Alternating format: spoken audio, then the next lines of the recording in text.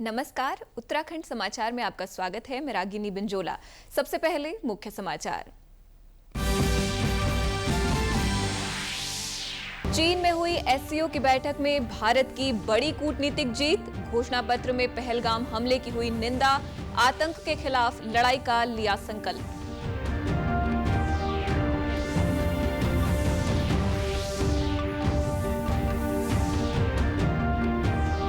आपदा से हुई क्षति का आकलन करने इसी सप्ताह उत्तराखंड आएगा केंद्रीय दल। गृह मंत्री अमित शाह के निर्देश पर 4 राज्यों के लिए किया गया है इन टीमों का गठन।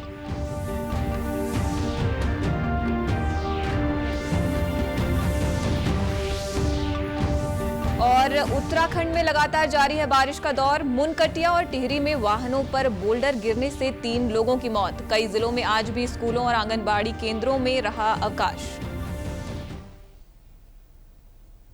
अब समाचार विस्तार से।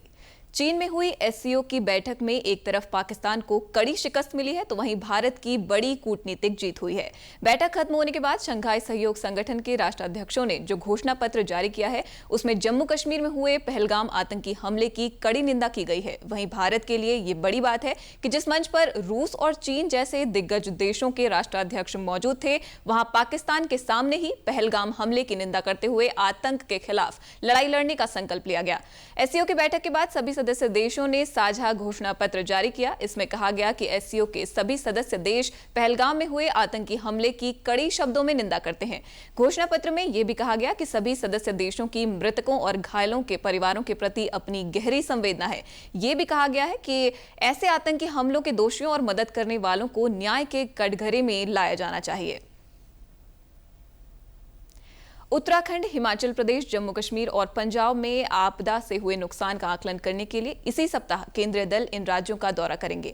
केंद्रीय गृह मंत्री अमित शाह के निर्देश पर गृह मंत्रालय ने इन 4 राज्यों में भारी बारिश, बाढ़, बादल फटने और भूस्खलन से हुए नुकसान के आकलन के लिए अंतर मंत्रालयी केंद्रीय दलों का गठन किया है। केंद्रीय दल इन राज्यों के आपदा प्रभावित जिलों का दौरा करेंगे और मौके पर जाकर स्थिति व संबंधित राज्य सरकार की ओर से किए जा रहे राहत कार्यों का आकलन करेंगे। हिमाचल प्रदेश में पहले ही एक केंद्रीय दल और एक बहुक्षेत्रीय टीम दौरा कर चुके हैं। राज्यों में क्षति का आकलन करने के लिए गठित केंद्रीय दलों का नेतृत्व गृह मंत्रालय व राष्ट्रीय आपदा प्रबंधन प्राधिकरण के संयुक्त सचिव स्तर के वरिष्ठ अधिकारी करेंगे। इन दलों में व्यय, कृषि और किसान कल्याण, जल शक्ति, ऊर्जा, सड़क परिवहन और राजमार्ग, ग्रामीण विकास आदि मंत्रालयों के वरिष्ठ अधिकारी शामिल किए गए हैं। केंद्र की ओर से बताया गया है कि गृह मंत्रालय आपदा प्रभावित 4 राज्यों के वरिष्ठ अधिकारियों के संपर्क में है और आवश्यक लॉजिस्टिक सहायता प्रदान कर रहा है। इसमें एनडीआरएफ, सेना और वायुसेना के हेलीकॉप्टरों की तैनाती शामिल है जो खोज और बचाव कार्यों के साथ ही आवश्यक सेवाओं की बहाली में सहायता कर रहे हैं। केंद्रीय गृह मंत्री अमित शाह के अगस्त 2019 में लिए गए निर्णय के अनुसार गृह मंत्रालय गंभीर आपदा के तुरंत बाद राज्य या केंद्र शासित प्रदेशों के ज्ञापन की प्रतीक्षा किए बगैर ही केंद्रीय दलों का गठन करता है ताकि शीघ्रता से मौके पर जाकर क्षति का आकलन किया जा सके। केंद्रीय दलों की रिपोर्ट के बाद केंद्र सरकार स्थापित प्रक्रिया के अनुसार नेशनल डिजास्टर रिलीफ फंड से राज्यों को अतिरिक्त वित्तीय सहायता प्रदान करती है। प्रदेश के अधिकांश जिलों में झमाझम बारिश हो रही है। इसके चलते कई जगह मार्ग अवरुद्ध होने के साथ ही लोगों को दिक्कतें पेश आ रही हैं। मौसम विभाग ने 4 देहरादून, हरिद्वार, टिहरी व पौड़ी जिले के लिए आज अत्यधिक भारी बारिश का रेड अलर्ट जारी किया है। इसके साथ ही अन्य जिलों के लिए भी भारी से बहुत भारी बारिश का ऑरेंज अलर्ट किया गया है। इसको देखते हुए देहरादून समेत अधिकांश जिलों में आज स्कूलों और आंगनबाड़ी केंद्रों में एहतियात के तौर पर अवकाश घोषित किया गया है। राजधानी देहरादून में सुबह से ही रिमझिम बारिश जारी है। चंपावत जिले में भी लगातार बारिश से आम जनजीवन प्रभावित हो रहा है। बारिश से हुए भूस्खलन के कारण हाईवे आज चौथे दिन भी यातायात के लिए बंद चल रहे हैं। देर रात से तेज हवाओं के साथ मूसलाधार बारिश होने से दर्जनों सड़कें अवरुद्ध होने के साथ ही मैदानी क्षेत्रों में जल भराव की स्थिति पैदा हो गई है।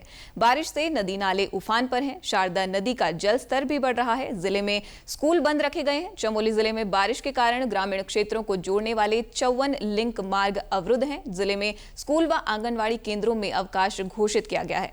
इस बीच मुख्यमंत्री पुष्कर सिंह धामी ने अगले 3 दिन के लिए जारी मौसम विभाग के रेड व ऑरेंज अलर्ट के मद्देनजर शासन व जिला स्तरीय अधिकारियों को अतिरिक्त सावधानी बरतते हुए 24/7 अलर्ट रहने के निर्देश दिए हैं। इस दौरान उन्होंने कहा कि अत्यधिक वर्षा के कारण राज्य के सामने लगातार चुनौतियां बनी हुई हैं और मौसम विभाग के पूर्वानुमान के अनुसार आने वाले कुछ दिन चुनौतीपूर्ण रहने वाले हैं। उन्होंने सभी अधिकारियों को निर्देश दिए कि आम नागरिकों की सुरक्षा के लिए समुचित कदम उठाए जाएं, भूस्खलन के दृष्टिगत मार्गों में विशेष सतर्कता बरती जाए, मैदानी क्षेत्रों में जल भराव की आशंका को देखते हुए सभी एहतियाती कदम उठाए जाएं। उन्होंने आपदा प्रबंधन एवं पुनर्वास सचिव विनोद कुमार सुमन को निर्देश दिए कि राज्य आपातकालीन परिचालन केंद्र से हर स्थिति पर नजर रखी जाए।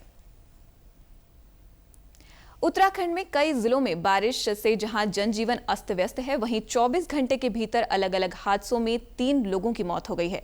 आज सुबह रुद्रप्रयाग में सोनप्रयाग मुनकटिया मार्ग के बीच पहाड़ी से गिर रहे बोल्डर की चपेट में एक बोलेरो गाड़ी आ गई। हादसे में 2 लोगों की मौके पर ही मौत हो गई, जबकि अन्य घायल हो गए। हादसे में 4 गंभीर घायलों को हायर सेंटर रेफर किया गया है। वहीं जिले में ऑरेंज अलर्ट के चलते केदारनाथ हाईवे कई स्थानों पर बाधित रहा। जनपद में लगातार हो रही बारिश के चलते फिलहाल चौकी जवाड़ी बाईपास पर पहुंच रहे यात्री वाहनों को केदारनाथ की ओर नहीं जाने दिया जा रहा है। साथ ही सभी के गैर जरूरी यात्रा करने से बचने की अपील की जा रही है। वहीं टिहरी में चंबा ऋषिकेश राष्ट्रीय राजमार्ग पर बीती शाम बेमुंडा के पास दर्दनाक हादसा हो गया। वहां पहाड़ी से गिरे बोल्डरों की चपेट में आने से स्कूटी सवार युवक की मौत हो गई, जबकि महिला गंभीर रूप से घायल हो गई।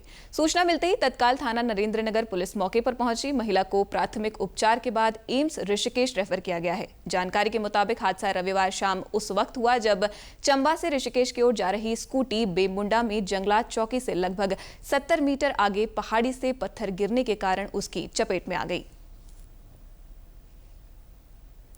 स्वास्थ्य विभाग देहरादून में स्वच्छता पखवाड़ा मनाने जा रहा है, जिसके तहत पूरे जिले में 425 कैंप लगाए जाएंगे। यह स्वच्छता पखवाड़ा प्रधानमंत्री नरेंद्र मोदी के जन्मदिन 17 सितंबर से गांधी जयंती तक चलेगा, जिसमें जिले के अलग अलग स्थानों पर हेल्थ कैंप लगाए जाएंगे। देहरादून के सीएमओ मनोज कुमार शर्मा ने बताया कि नगर पालिका और नगर निगमों में 9 बड़े कैंप आयोजित किए जाएंगे, जबकि ग्रामीण क्षेत्रों में 5 ग्राम पंचायत को क्लब करके एक हेल्थ कैंप लगाया जाएगा। शहरी क्षेत्र में 10 वार्डन को क्लब करके एक कैंप आयोजित किया जाएगा। इस दौरान स्वास्थ्य सेवाओं के साथ साथ डोनेशन कैंप भी। सितंबर जन्मदिन है, तो उस दिन से स्टार्ट होकर के 2 अक्टूबर तक ये पखवाड़ा चलेगा और इसमें हमें जो है हेल्थ कैंप जो हम लगाएंगे डिफरेंट स्थानों पे। इसमें 425 हेल्थ कैंप हमारे द्वारा लगाए जाने हैं डिस्ट्रिक्ट देहरादून में। और ये जो कैंप होंगे 9 तो हम बड़े कैंप कर रहे हैं जो कि हमारे ब्लॉक लेवल पे होंगे और हमारे जो नगर निगम और नगर पालिका में 9 बड़े हम कैंप करेंगे। तो ये हमारी पूरी इसमें तैयारी है। अभी हमने अपने स्तर पे तो प्लानिंग कर ली है, माइक्रो प्लानिंग एक ब्लॉक लेवल से भी आनी है, इसको हम पूरा कंप्लीट कर लेंगे। और फर्स्ट वीक में हम माननीय जिलाधिकारी महोदय की अध्यक्षता में जो भी हमारे सहयोगी विभाग हैं उनके साथ में एक बैठक में रखेंगे ताकि सभी लोगों को उसके बारे में पता चल जाए। अब खबर देहरादून से, जहां ऑपरेशन कालनेमी के तहत बड़ी कार्रवाई को अंजाम देते हुए पुलिस ने सेलाकुई से एक बांग्लादेशी नागरिक को गिरफ्तार किया है। आरोपी के पास से अवैध तरीके से बनाए गए फर्जी दस्तावेज भी बरामद हुए हैं। एलआईयू और स्थानीय पुलिस ने गुप्त सूचना पर कार्रवाई करते हुए कैंचीवाला क्षेत्र में छापेमारी कर एक संदिग्ध को पकड़ा। पूछताछ में उसने पहले खुद को पश्चिम बंगाल का निवासी बताया, लेकिन बाद में खुलासा हुआ कि उसका असली नाम चयन अधिकारी है और वो जैसौर बांग्लादेश का रहने वाला है। पुलिस ने आरोपी के पास से फर्जी आधार, पैन और ड्राइविंग लाइसेंस बरामद किए हैं। जांच में सामने आया है कि वो 2017 में भारत आया और अवैध तरीके से पहचान पत्र बनवाकर बंगाली डॉक्टर बनकर क्लिनिक चला रहा था। गिरफ्तार आरोपी के खिलाफ विदेशी अधिनियम समेत कई धाराओं में केस दर्ज कर लिया गया है। इसके साथ ही अभी तक के समाचार समाप्त हुए। दूरदर्शन समाचारों से जुड़े रहें। मिलते हैं फिर शाम 5 बजे के बुलेटिन में। नमस्कार।